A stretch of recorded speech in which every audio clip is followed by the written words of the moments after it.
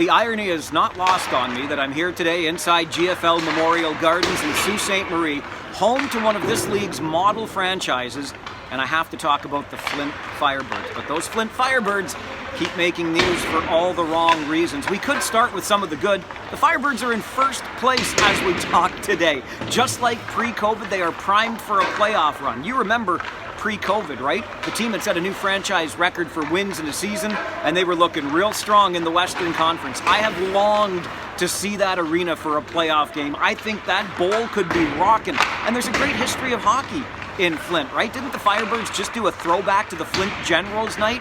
It's really cool. But what's not cool in any way is what's been happening off the ice. And now, team president, or former team president, Terry Christensen, has been expelled from this league. It's a lifetime ban. Commissioner David Branch at the OHL offices laying down the hammer. And he had to, right? You remember how this franchise started. Owner Rolf Nilsson got a 5-year suspension of his own. Why? Because he wanted his kid to play for the team. Look, Hawken was an okay hockey player, but he wasn't getting the ice time that the owner, his dad, wanted.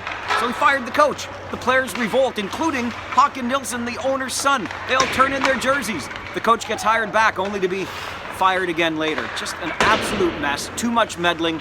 The owner gets the 5-year suspension. And now, the year that the 5-year suspension ends, and the team is in first place in the Western Conference, and things are looking good on the ice, Terry Christensen, who asked around this league, talked to many people, they'll tell you how he's a constant presence with a mouth that would make a sailor's mother blush, and he's been described as someone who's got the demeanor of a used car salesperson. It's a bad look all around, not just for the Flint Firebirds, but for the league.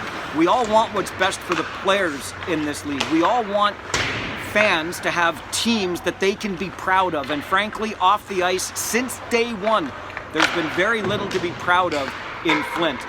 One of the worst things about this is considering who the Flint Firebirds are, right? They are the successor to the Plymouth Whalers franchise.